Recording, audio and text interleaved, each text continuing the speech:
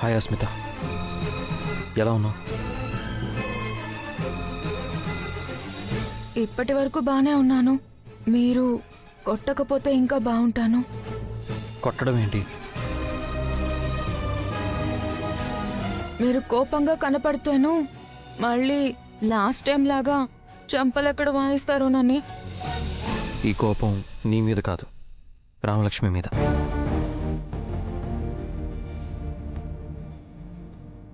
అందుకే నిన్ను రమ్మన్నాను. ఇదేదో ఇంట్రెస్టింగ్ గా ఉందే. ఏంటి సార్, రామలక్ష్మి మీ మీద కోపం చూపించడం ఏంటి? మీరేనా ఇలా మాట్లాడుతుంది? తనే నన్ను ఇలా మాట్లాడేలా చేసింది. ఏం చేసింది సార్? నన్ను పెళ్లి చేసుకోకూడదని నిర్ణయించుకుంది. ఈ పెళ్లి ఆపడానికి వాళ్ళ ఇంట్లో ఇల్లరికం డ్రామా ఆడింది.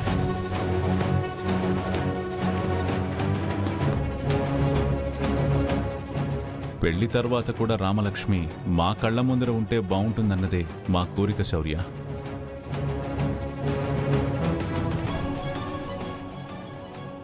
నువ్వు మా ఇంటి కల్లుడుగా కాదు, ఇల్లరిక పల్లుడుగా వస్తేనే మా కోరిక తీరుతుంది శౌర్య.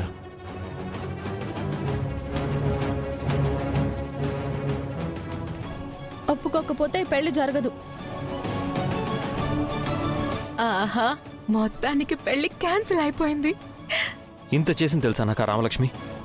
ఇదంతా నా వల్లే కదా సార్, నేను ఆడిన అబద్ధాల వల్లే కదా. మిమ్మల్ని ద్వేషిస్తున్నట్టయితే మీ బాధను చూడగలను, కానీ మిమ్మల్ని ప్రేమిస్తూ ఇలా చూడలేకపోతున్నాను సార్. నేను ఇప్పుడే వెళ్ళి నిజాలు చెప్పేసి రానా సార్? అస్మిత, వద్దు.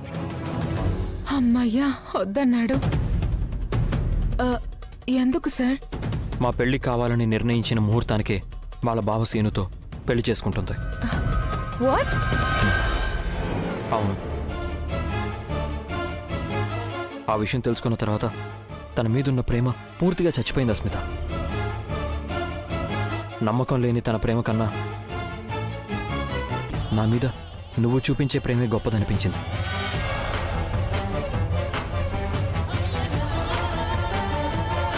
అస్మిత, నువ్వు నన్ను పెళ్లి చేసుకుంటావా?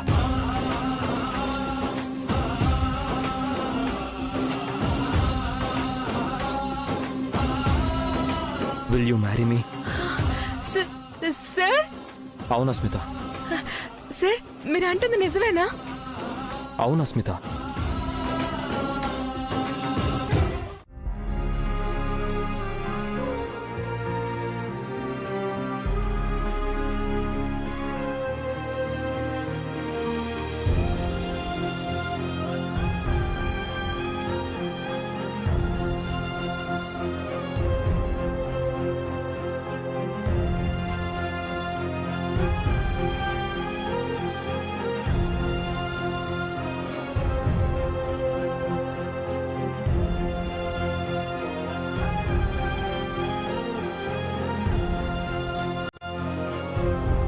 కన్న కొడుకు పెళ్ళవుతుంటే కనీసం పెళ్లి కొడుకును కూడా చేయకుండా పరాయి వాళ్ళలా అలా చూస్తున్నారేంటి నాన్న?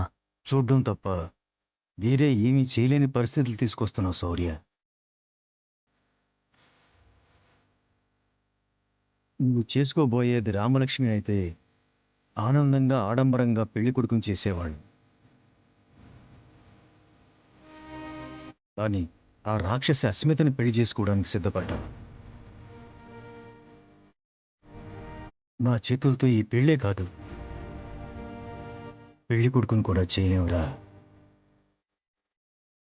అందుకు మా మనసు ఒప్పుకోవడం లేదు. అమ్మ చేతి తీపి కోరు ముద్ద అబద్ధమా, నాన్న గుండె మీది గాఢ నిద్ర అస్వప్నమా, ఇది అద్దంలోని చందమామ నిజ రూపమా, ఇది సత్యం మరుముఖమా, చిరునవ్వు పూల చాటునున్న ఎడారిలా, ప్రేమ నక్షత్రాల నీడనున్న చీకట్ల.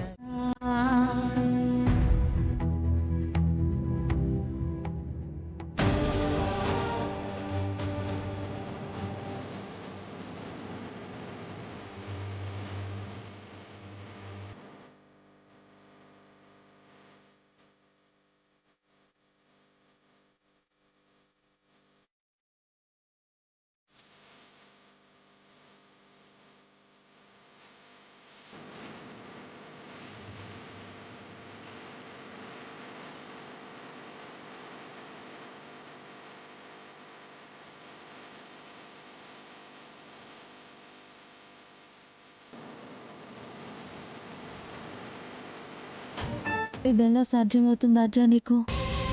ఏంటి? నువ్వు ప్రేమించిన బాబుతో నా పెళ్లి చేస్తున్నారు వీళ్ళు. నువ్వేమో ఏకంగా నన్ను పెళ్లికే రెడీ చేస్తున్నావే, నీకేం బాధ లేదా? బాధ ఎందుకు? నువ్వు ప్రేమించిన అబ్బాయికి వేరే అమ్మాయితో పెళ్లి చేస్తున్నారు కదా. ప్రేమ ఉంటే బాధ ఉండేదేమో. ప్రేమే చచ్చిపోయినప్పుడు బాధ ఎక్కడి నుంచి వస్తుంది?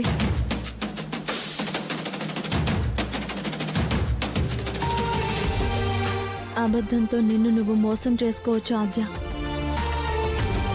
నన్ను నువ్వు మోసం చేయలేవు.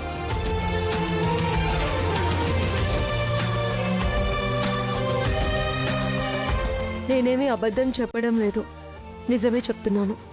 నువ్వు చెప్పే నిజంలోని నిజం లేదు అంటున్నాను.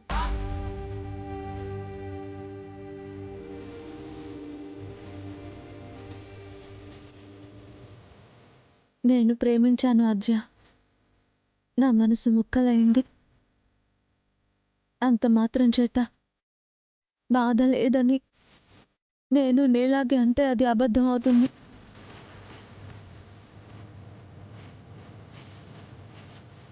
నాకు తెలిసి ప్రేమకి పుట్టుక మాత్రమే ఉంటుంది ఆద్య, చావు ఉండదు. మనం చచ్చినా సరే ప్రేమ బ్రతికే ఉంటుంది తెలుసా. మనం బ్రతుకున్నంత వరకు ఈ ముక్కలైన ప్రేమ మనల్ని చిత్రబద్ధ చేస్తూనే ఉంటుంది.